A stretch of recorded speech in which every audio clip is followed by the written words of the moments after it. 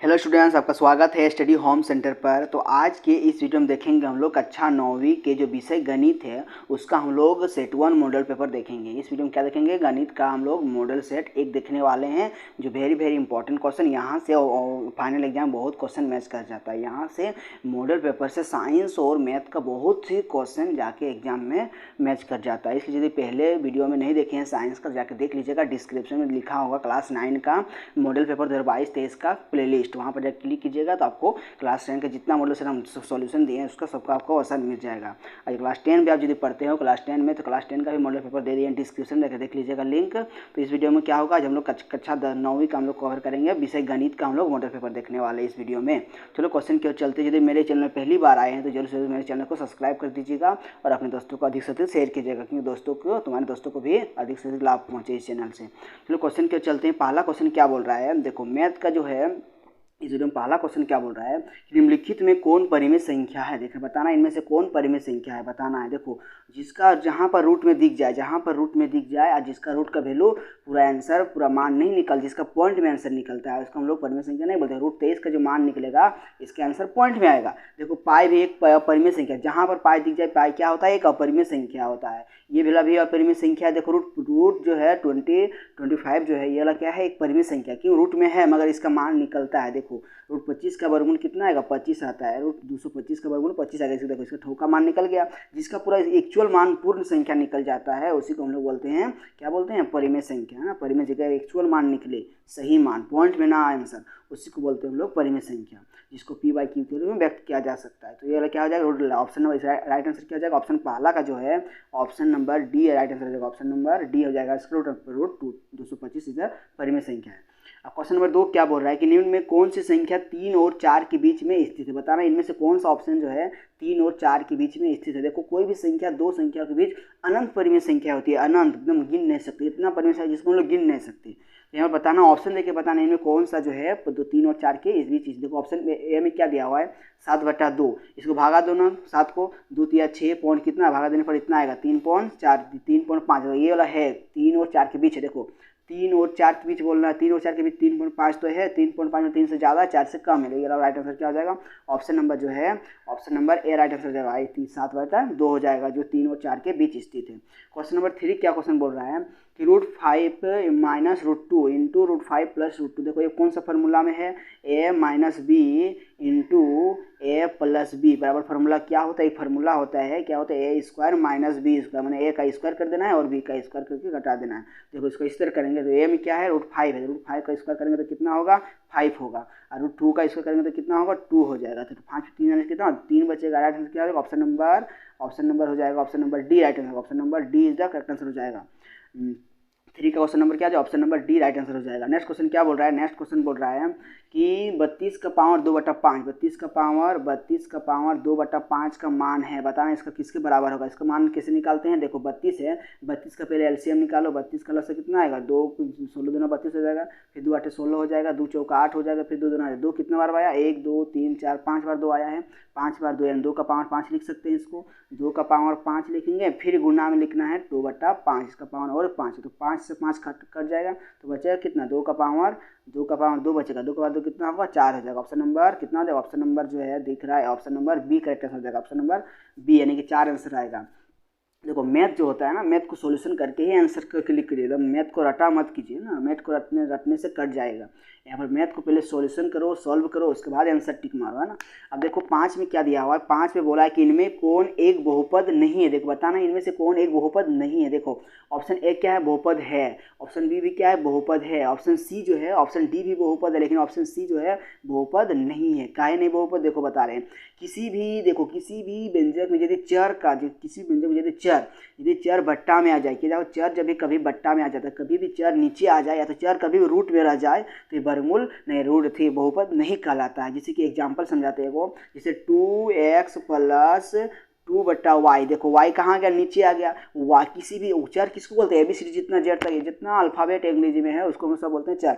किसी भी चर यदि नीचे भी आ जाए, किसी भी अंश बटा हर में यदि रह जाता है, किसी भी चर तो उसको हम लोग बोलते हैं बहुपद नहीं बोलते। यदि ऊपर रहता चलेगा, लेकिन फिर और एक बात क्या होता है कि किसी भी चर का मान रूट में नहीं होना चाहिए। जैसे रूट एक्स है, इसका आंसर इस तरह कभी नहीं होना चाहिए। कभी भी रूट के अंदर किसी भी चर का वैल्यू नहीं रहना चाहिए। चर यदि रह गया रूट के अंदर तो इसको हम लोग बहुपद नहीं बोलेंगे। सिर्फ चर अकेला रहना चाहिए। कोई संख्या में चलेगा, जैसे 2 एक्स ये नहीं चलेगा, लेकिन इसका ऐसा लिख सकता है x√2, इसको लिख सकते हैं इस तरह। लेकिन ये जो है संख्या को हम रूट के अंदर रख सकते हैं, लेकिन चर को हम रूट के अंदर नहीं रख सकते। यदि ऐसा कहीं दिख जाए तो उसको समझना बहुपद नहीं है। तो इस राइट आंसर कितना 5 का जो राइट आंसर हो जाएगा ऑप्शन नंबर सी हो जाएगा। सी नंबर देखो बट्टा में दिया हुआ है, देखो सी में क्या है, बट्टा में y दिया हुआ है, इसलिए इसको बोलेंगे चर बहुपद नहीं है। देखो क्वेश्चन नंबर 6 क्या बोल रहा है कि बहुपद x-2 का शून्यक क्या। जब भी इस तरह से क्वेश्चन पूछेगा शून्यक निकालने के लिए तो पहले क्वेश्चन को लिखना है x-2 और लास्ट में 0 देके सॉल्व कर देना। लास्ट में शून्यक इस तरह निकालते हैं x-2 बराबर 0। अब इसको हल कर दो, सिंपल सा x बराबर क्या हो जाएगा 2, ये 2 उधर ले जाओ, बराबर को उधर तो कितना +2 हो जाएगा। x वाला कितना निकला 2 निकला, कितना निकला 2। ऑप्शन नंबर कहाँ 2 है बताओ, option number C right answer. Option number C is the correct answer हो जाएगा। नेक्स्ट क्वेश्चन क्या बोल रहा है 7 नंबर में कि बहुपद 5x³ प्लस 4x का पावर 4 प्लस 7x प्लस 12 का घात है। देखो घात जब भी पूछेगा तो बताना है बहुपद में सबसे अधिकतम किसका घात है। देखो सबसे अधिकतम घात किसका, देखो यहाँ पर लिखा होगा, देखो 4x का पावर 4 लिखा है तो ऊपर x का पावर में कितना है 4, तो घात कितना हो जाएगा 4।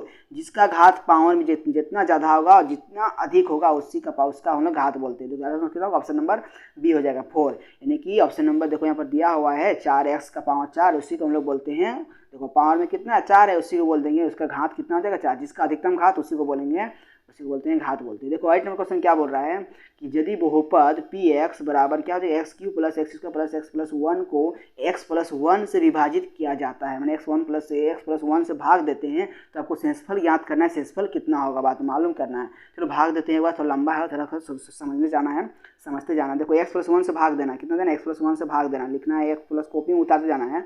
x प्लस 1 से भाग कितना देना है, x³ दिया हुआ है प्लस x² दिया हुआ है प्लस x प्लस 1 दिया हुआ है। इसको भाग देते, चल देखते हैं भाग देके पहले कितना से जाएगा बताओ, x कितना जाएगा x² से जाएगा। देखो यहाँ पर x है तो कितना घट रहा है x² घट रहा है, तो x को इसको यहाँ लिखना है ऊपर में, x² से जाएगा पहले, तो x² देंगे x³ हो जाएगा, फिर वैसे गुना करो x बराबर हो जाएगा, x बराबर हो जाएगा है ना x² हो जाएगा। देखो घटाओ, घटाएगा तो कितना सब माइनस में कर देना, इसको कट जाएगा तो यहाँ पर कितना ये वाला भी कट जाएगा, तो बचेगा क्या x प्लस 1 नीचे बचेगा, x प्लस 1 नीचे। फिर एक बार कितना से देंगे, एक बार 1 से देंगे, कितना से देंगे 1 से देंगे, तो इसका आंसर राइट आंसर क्या हो जाएगा x प्लस 1 से कट जाएगा। तो इसको अच्छा से भाग देना है कॉपी में, राइट आंसर कितना ऑप्शन नंबर ए हो जाएगा। जैसे इसका शेषफल क्या हो 0 बन जाएगा, शेषफल 0 हो जाएगा। अब देखो 9 नंबर क्वेश्चन क्या बोल रहा है 9 नंबर में कि x अक्ष पर किसी बिंदु का निर्देशांक निम्न में से किस रूप का होता है। देखो किसी भी x अक्ष पर, इसको हम लोग बोलते हैं x अक्ष, क्या बोलते हैं x अक्ष पर, यदि किसी भी x अक्ष पर यदि बिंदु लगा उसका निर्देशांक किस तरह होता है, उसका निर्देशांक इस तरह होता है x, 0 के रूप में होता है, x, 0 के रूप में होता है। खोजो कहाँ पर है x, 0 के रूप में, तो ऑप्शन नंबर दिख रहा है सी, ऑप्शन नंबर सी होगा, राइट आंसर हो जाएगा 9 नंबर का। क्वेश्चन नंबर 10 देखो 10 नंबर जो क्वेश्चन है बहुत ही इंपॉर्टेंट क्वेश्चन है, बहुत वेरी इंपॉर्टेंट। एग्जाम में इसको भिड़ना ही भिड़ना है, एकदम 100% चांस है एग्जाम में ये वाला क्वेश्चन आए भी करेगा। कौन नंबर 10 नंबर जो क्वेश्चन दिख रहा है 10 नंबर, ये वाला एग्जाम में आता ही आता है, बार बार एग्जाम में आता है, इसमें कोई सुनवाई नहीं है। मूल बिंदु का निर्देशांक कितना होता है याद कर लीजिएगा, मूल बिंदु का निर्देशांक होता है 0,0, कितना होता है 0,0। इसको एग्जाम में आना ही आना है, ये बहुत ही क्वेश्चन है, very important 10 number question, very important question है। मूल बिंदु का निर्देशांक कितना होता है 0,0, याद कर लीजिएगा है ना, इसमें कोई सुनवाई नहीं। अब देखो नेक्स्ट क्वेश्चन क्या बोला कि बिंदु 0,-7 क्या है 0,-7 कार्यतल में कहाँ स्थित है, बताना इस कार्यतल में कहाँ स्थित हो सकते हैं। देखो इस तरह होता है कार्यतल, यहाँ पर ये इसको x बोलते हैं x डैश, इसको बोलते हैं y, इसको बोलते हैं y डैश। देखो बीच में क्या होता है 0, इसको ये वाला किया था -7 माइनस इधर -1 -2 -3। देखो ये लोग क्या है x का वैल्यू है फर्स्ट वाला, लास्ट में क्या होता है y के वैल्यू, तो y के वैल्यू नीचे माइनस होता है, तो ये लोग यहाँ इसी मान के चलो यहाँ पर -7 होगा, इस तरह से आता होगा, यहाँ पर -7 दिया और 0। इसका बिंदु कहाँ पर होगा y अक्ष पर होगा, ये बिंदु कहाँ खपेगा यहाँ पर खपेगा, ऑप्शन नंबर यहाँ पर खपेगा, यहाँ पर इस तरह खपेगा, यहाँ पर बिंदु खपेगा हाँ, तो कहाँ पर खपेगा वाई एच का निर्देशांक है, option number C right, option number D right answer होगा, ऑप्शन नंबर डी। यानी कि 0,-7 जो है कार्यतल में कहाँ पर खपेगा वाई एच में खपेगा है ना, वाई एच में रह जाएगा। अब क्वेश्चन नंबर 12 क्या बोल रहा है कि यदि x बराबर 1 और y बराबर 2 तो रेखिक समीकरण 3x + 2y बराबर k का एक हल है, तो k का मान निकालना है। देखो जहाँ पर दिख रहा है यहाँ पर समीकरण में जहाँ कुछ दिख रहा है एक्स का वैल्यू लगाना है 1 और जहाँ दिख रहा है वाई तहाँ पर लगाना है 2 और सॉल्व कर देना, अपने आंसर आ जाएगा। देखो हम सॉल्व करके दिखा रहे हैं एक बार। क्या दिया हुआ है 3 गुना एक्स, तो 3 गुना एक्स का देखो एक्स यहाँ पर उसको जहाँ क्या बैठेंगे एक्स हम 1 बैठा दिए, फिर यहाँ पर प्लस, देखो यहाँ पर प्लस दिया हुआ है प्लस बैठा दिए, फिर 2 वाई दिया है तो 2 देंगे, गुना देंगे, वाई का वैल्यू कितना है 2 बराबर क्या है के। इसको सॉल्व करो तो एक बार 3 एकम कितना होगा 3 हो जाएगा, 2 दूना कितना होगा 4 होगा बराबर के, 4 3 कितना होगा 7 हो जाएगा। 4 3 कितना हुआ 7 हुआ है ना। तो आप देखो यहाँ पर लिखना है, क्या लिखना है कि 7 बराबर क्या हुआ के, तो के को इधर पलटा दो तो क्या हो के बराबर 7 हो जाएगा, क्या हो जाएगा के बराबर 7 हो। देखो 7 पर कहाँ दिया हुआ ऑप्शन नंबर खोजो, कितना ऑप्शन नंबर कितना हो जाएगा, ऑप्शन नंबर 7 यानी कि ए नंबर हो जाएगा, ऑप्शन नंबर ए हो जाएगा, यानी 7 आंसर हो जाएगा है ना।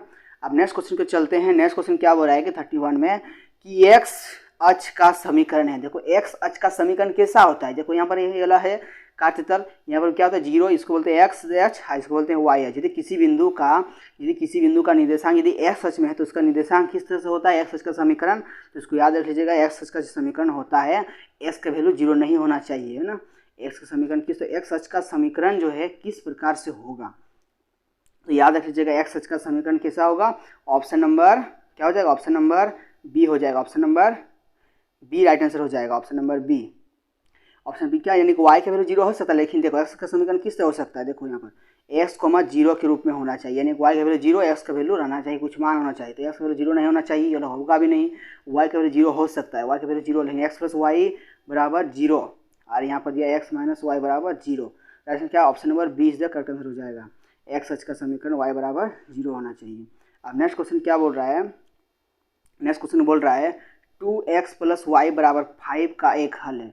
2x प्लस वाई बराबर 5 का एक हल है, बताना है कैसा हल है, तो बताओ यहाँ पर देखो, ये बताना है इसका हल कैसा होगा। देखो यहाँ पर जो दिख रहा है ना x बराबर 2 वाई बराबर 2, x बराबर 1 वाई बराबर 2, x बराबर 2 वाई बराबर 1, x बराबर 1 और वाई बराबर 1, इसका मान पुट करो यहाँ पर x वाई का मान रख के, देखो आंसर कहाँ पर किस में 5 आ रहा है, दोनों बिठा के।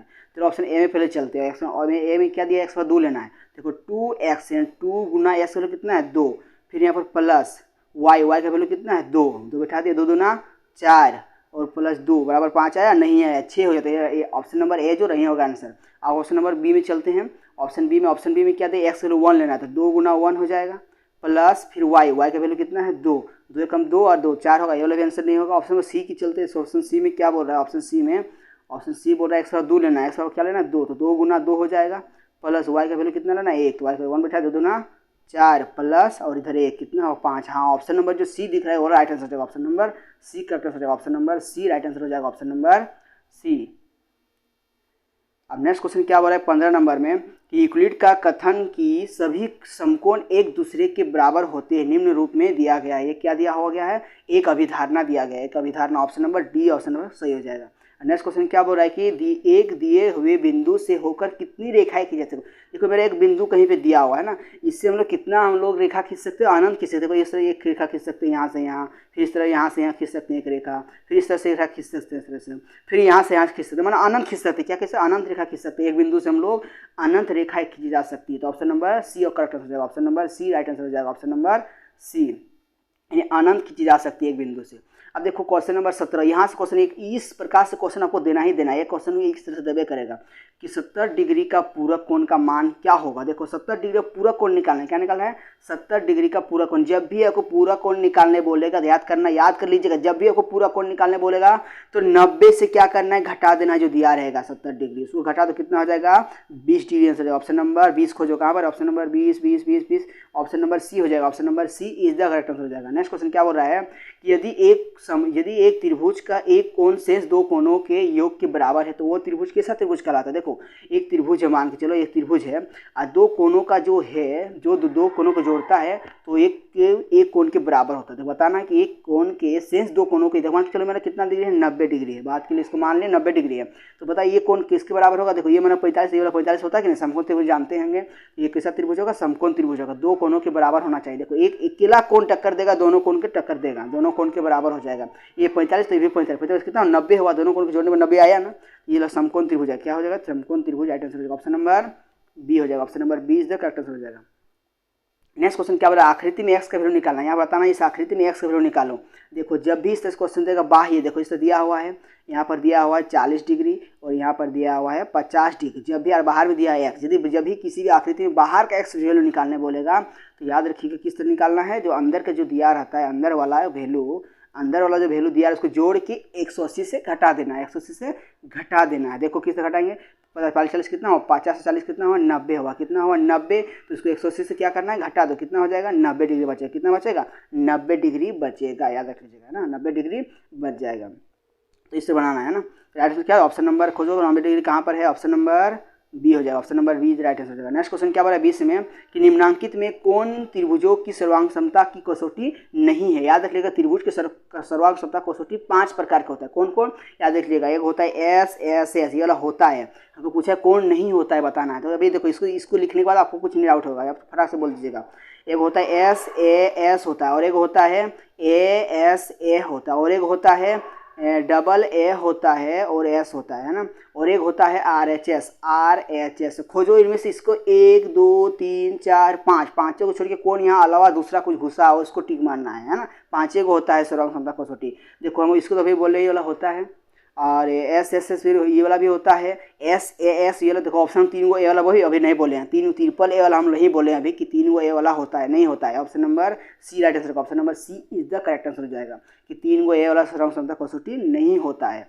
अब देखो 21 में क्वेश्चन क्या बोला, त्रिभुज एबीसी में, देखो त्रिभुज एबीसी में, देखो त्रिभुज छाप रहे हैं वो, ये वाला त्रिभुज क्या है ए बी सी, त्रिभुज एबीसी में ए बी बराबर ए सी है। देखो ए बी और ए सी दोनों क्या है, बराबर है, दोनों भुजा क्या है, दोनों भुजा बराबर बोल रहा है। और यहाँ कौन दिया हुआ है, कौन ए सी बी, कौन ए सी बी, मैंने इसका वैल्यू दिया हुआ है, किसका वैल्यू दिया, इसका वैल्यू कितना दिया हुआ है 70 डिग्री दिया हुआ है, कितना दिया हुआ है 70 डिग्री दिया हुआ है। तो हमको मालूम करना है ए बी सी, मैंने ये कौन मालूम करना है, यहाँ वाला कौन मालूम करना है। याद है कि जब भी किसी त्रिभुज की 2 भुजाएं बराबर होती है सम्मुख, तो उसका सम्मुख कोण भी बराबर, तो दोनों कोण क्या होता है बराबर। यदि यहाँ 70 तो यहाँ भी 70 हो जाएगा, यहाँ 70 तो यहाँ 70, तो ये 70 तो ये भी 70 हो जाएगा, दोनों क्या हो जाएगा 70। Option number C is right answer, option number C right answer, option number C, यानी यहाँ पर भी 70 हो जाएगा। नेक्स्ट क्वेश्चन क्या है 22 नंबर में, एक चतुर्भुज के कोण 3:5:9:13 में है। तो इस चतुर्भुज के सबसे छोटे कोण का मान निकालना। सबसे छोटा कोण क्या होगा, तो याद रखिए जब भी किसी चतुर्भुज का जो हो, एक चतुर्भुज है, मान चलो एक चतुर्भुज है, क्या चतुर्भुज है, तो चतुर्भुज के चारों कोणों का योग कितना होता है, चारों कोणों का योग होता है कितना होता है 360 डिग्री होता है। चारों कोणों का योग कितना होगा 360 डिग्री होता है, याद रखना।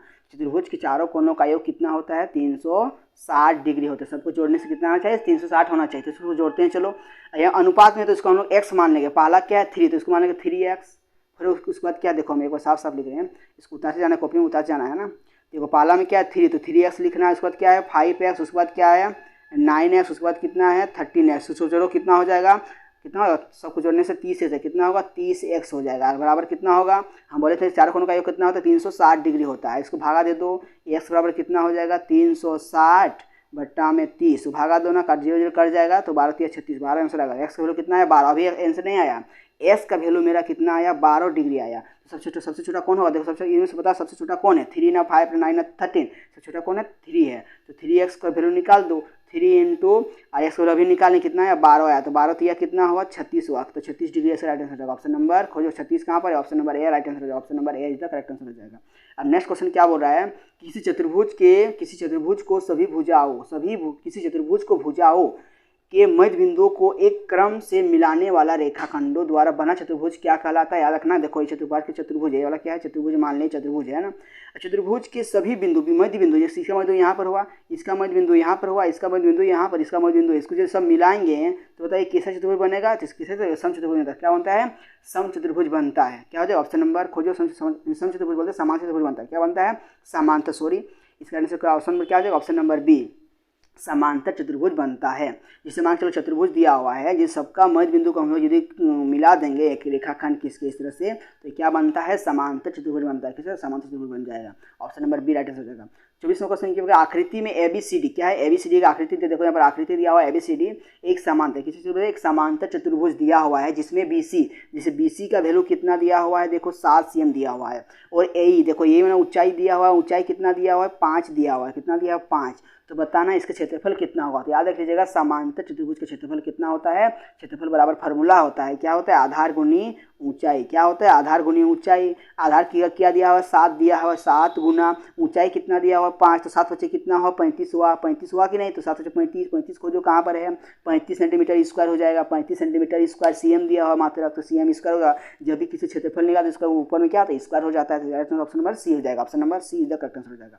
अब नेक्स्ट क्वेश्चन क्या बोल रहा है 25 नंबर में कि एक समांतर चतुर्भुज और एक त्रिभुज की एक ही आधार तथा समांतर रेखाओं के बीच स्थित त्रिभुज का क्षेत्रफल कितना दिया हुआ है, 12 cm स्क्वायर दिया हुआ है, तो समांतर चतुर्भुज क्षेत्रफल कितना होगा। तो याद रख लीजिएगा किसी भी इस तरह क्वेश्चन दे देगा एक समांतर चतुर्भुज का क्षेत्रफल और एक ही आधार पर होना चाहिए, एक ही देखो ये प्रेमे होता है कि एक ही आधार और एक ही समांतर रेखाओं के बीच स्थित त्रिभुज का क्षेत्रफल और समांतर चतुर्भुज क्षेत्रफल क्या दोनों का बराबर होता है। तो देखो त्रिभुज क्षेत्रफल कितना दिया है 12, तो समझ इसका भी क्षेत्रफल कितना होगा 12 होगा। अभी हम प्रेमे होता है कि समांतर चतुर्भुज के क्षेत्रफल और त्रिभुज क्षेत्रफल बराबर होगा कब, यदि किसी त्रिभुज की यदि किसी एक ही आधार और एक ही समांतर रेखा के बीच स्थित हो तो उसका क्षेत्रफल दोनों का क्षेत्रफल बराबर होता है। तो ऑप्शन नंबर क्या है, option number A is the correct, option number ए हो जाएगा, 12 ऑप्शन है, 12 से स्क्वायर हो जाएगा।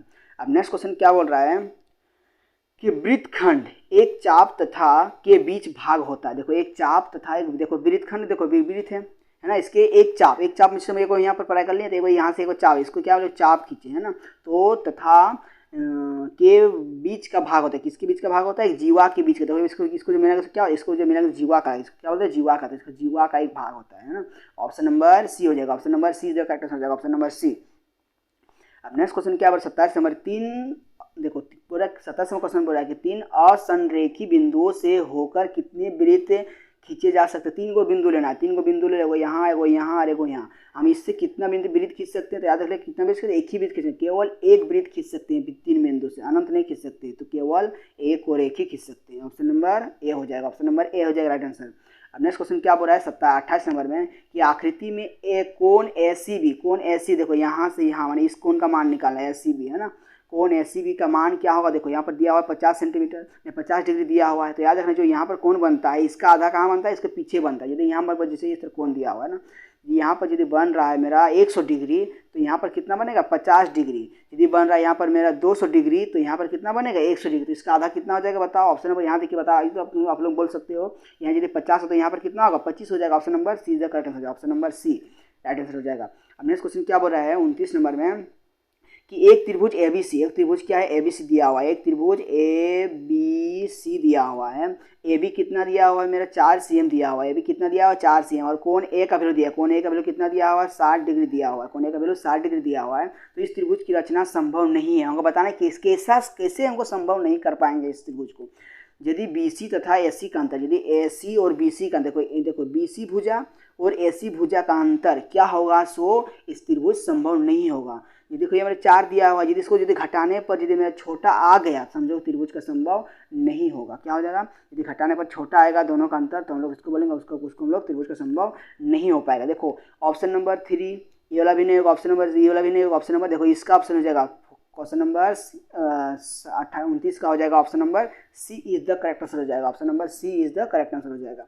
अब नेक्स्ट क्वेश्चन क्या बोल रहा है 30 में क्या बोल रहा है कि उस त्रिभुज का क्षेत्रफल क्या होगा जिसकी भुजाएं 3 cm 4 cm और 5 cm। देखो ये वाला त्रिभुज जो एक त्रिभुज होता है सब जिसको लोग बोलते हैं विषमबाहु त्रिभुज, ये त्रिभुज CM का भुजा दिया हुआ है, एक 3 दिया हुआ है, एक 4 दिया हुआ है, एक 5 है ना। इसको देखो निकालेंगे कैसे, एक फार्मूला होता है S बराबर फार्मूला क्या होता है A + B + C बटा, तो इसको नोट करते जाना है, जो लंबा क्वेश्चन बनेगा इसका आंसर। A कितना दिया है मेरा 3 दिया हुआ है, +4 दिया हुआ है, +5 बट्टा में कितना होगा 2, चलो कितना होगा 5 4 9, 5 4 9 और 3 कितना 12, 12 बट्टा कितना होगा 2, 2 6 12। S का वैल्यू कितना निकला, S बराबर कितना निकला, तो S बराबर कितना निकला 6 निकला। इसको भी नोट करता हूँ, इसको मिटाते हैं इरेजर करते हैं, और फिर और बार लिखें जो लिखेंगे उसको फिर लिखना है।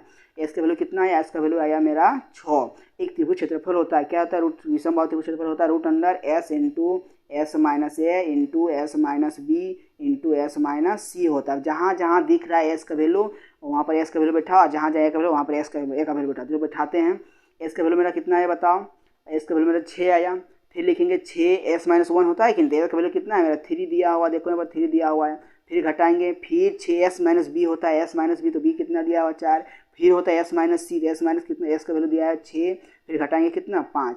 अब इसको घटाओ और लिखो, रूट अंडर कितना हो जाएगा 6, यहाँ पर गुना छुपा हुआ, गुना दे देंगे, 6 में 3 जाने से कितना होगा, 6 में 3 जाने से 3 होगा। फिर गुना देंगे, 6 में 4 जाने 2 बचेगा, 6 में 5 जाने से 1 बचेगा, तो गुना करो, 6 18, 18 दूना 36, रूट अंडर कितना, रूट अंडर हो जाएगा, रूट अंडर आपका रूट अंडर 36 हुआ। तो 36 का वर्गमूल कितना होगा 6 छक 36। तो इसका आंसर कितना, ऑप्शन नंबर खोजो 6 cm स्क्वायर कहाँ दिया हुआ है, ऑप्शन नंबर सी। देखो ऑप्शन सी जो दिख रहा है राइट आंसर जो ऑप्शन नंबर सी, यानी कि 6 cm स्क्वायर हो जाएगा राइट आंसर इसका आंसर है ना। इसको अच्छा से कॉपी में फेर करके बनाना है ना।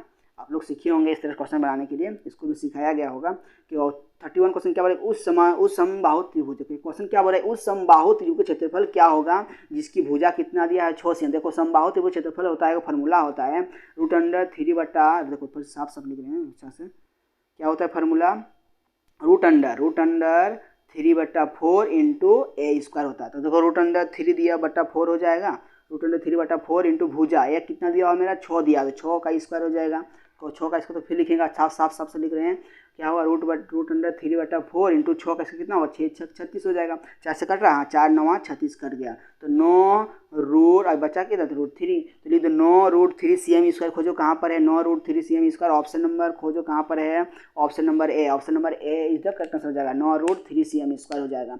अब नेक्स्ट क्वेश्चन क्या बोल रहा है 32 क्वेश्चन में कि आर त्रिज्या वाले गोले का आयतन, देखो ये सब फार्मूला है, ये जो क्वेश्चन पूछा है फार्मूला पूछा है, देखो गोला का हमको आयतन निकालना है, गोला है तो गोला का आयतन बराबर क्या होता है, तो याद रखिए गोला का आयतन क्या होता है, गोला का, इसका ये सब जो क्वेश्चन है सब इंपॉर्टेंट क्वेश्चन है ना, ये सब क्वेश्चन क्या है सब इंपॉर्टेंट, वेरी इंपॉर्टेंट क्वेश्चन है, इसको फार्मूला जितना है अच्छा से याद कर लीजिएगा। देखो गोला का आयतन जो होता है, देखो गोला का जो आयतन होता है क्या होता है, याद रखिए गोला का जो आयतन होता है क्या होता है 4/3 पाई आर क्यू होता है, क्या होता है 4/3 पाई आर क्यू होता है। ऑप्शन नंबर खोजो कहाँ पर दिया हो 4 ऑप्शन नंबर डी हो जाएगा राइट आंसर हो जाएगा।